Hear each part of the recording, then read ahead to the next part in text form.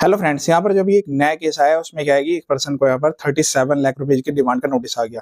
अब यहाँ पर जो पर्सन है यहाँ पर उनको यहाँ पर नोटिस इसलिए रिसीव हुआ कि उनके अकाउंट में ट्रांजेक्शन हो रखी थी। अब यहाँ पर क्वेश्चन ये आता है कि ये जो नोटिस है किस टाइप का था। तो जो इनको इनकम टैक्स का नोटिस रिसीव हुआ, इन्होंने अपनी इनकम टैक्स रिटर्न को फाइल नहीं किया था। इनकम टैक्स रिटर्न को फाइल न करने का रीजन मैं आपको बताता हूँ। यहाँ पर ये क्या पर्सन थे कि ये जो है इनकम टैक्स में यहाँ पर जो है कवर नहीं थे। मतलब जो है यहाँ पर 3 लाख रुपए तक की इनकम पर न्यू टैक्स रीजियम में आपको इनकम टैक्स रिटर्न फाइल करने की रिक्वायरमेंट नहीं आती।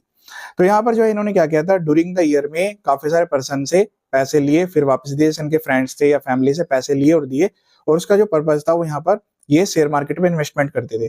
तो उसमें क्या हुआ कि जैसे शेयर मार्केट में इन्वेस्टमेंट कर रहे थे, उस केस में भी क्या हुआ, इनके कुछ आईपीओ लगे। अब आईपीओ लगने की वजह से यहाँ पर जो है इनको शॉर्ट टर्म कैपिटल गेन हुआ। शॉर्ट टर्म कैपिटल गेन जो आपका है वो यहाँ पर आपके स्लैब में कवर हो जाता है। जैसे कि 3 लाख रुपए तक की छूट थी, तो इनके जो आईपीओ थे वो काफी कम लगे, और जो इनको कैपिटल गेन हुआ था वो भी यहाँ पर 3 लाख रुपए से कम का था। लेकिन इनकी कोई अदर इनकम नहीं थी, तो इन्होंने यहाँ पर ये कंसिडर किया कि इनको तो इनकम टैक्स रिटर्न फाइल करने की कोई रिक्वायरमेंट नहीं है। उन्होंने इनकम टैक्स रिटर्न फाइल नहीं की। अब जो इनके अकाउंट्स में पैसे आ भी रहे थे और जा भी रहे थे, ऐसा नहीं है कि केवल यहाँ पर 37 लाख रुपीज जो है वो आए थे।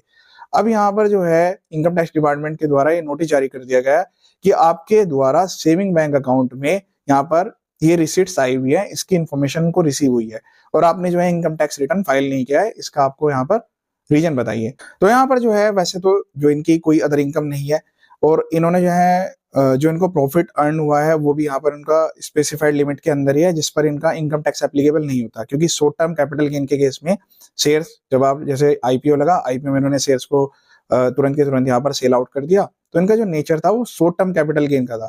तो वैसे तो इनके ऊपर जो है टैक्स की एप्लीकेबिलिटी नहीं आती है, लेकिन उन्होंने अपने इनकम टैक्स रिटर्न को भी फाइल नहीं किया।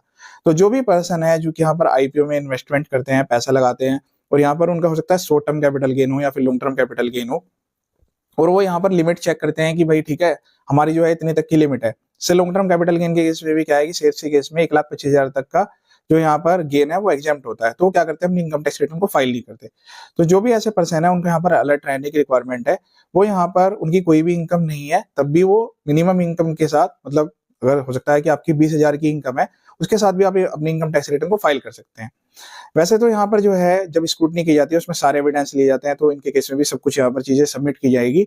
और हो सकता है कि यहाँ पर जो है इनके केस में कोई भी डिमांड नहीं रेज हो, लेकिन फिर भी आपको चीज ध्यान रखना है कि जैसे कि कोई असेसमेंट अगर वो खुद से नहीं कर रहे हैं, किसी अनदर पर्सन से असेसमेंट करा रहे हैं, फिर रिप्लाई सबमिट कर रहे हैं, तो उस केस में टाइम भी लगेगा और यहाँ पर हो सकता है कॉस्ट भी आ जाए।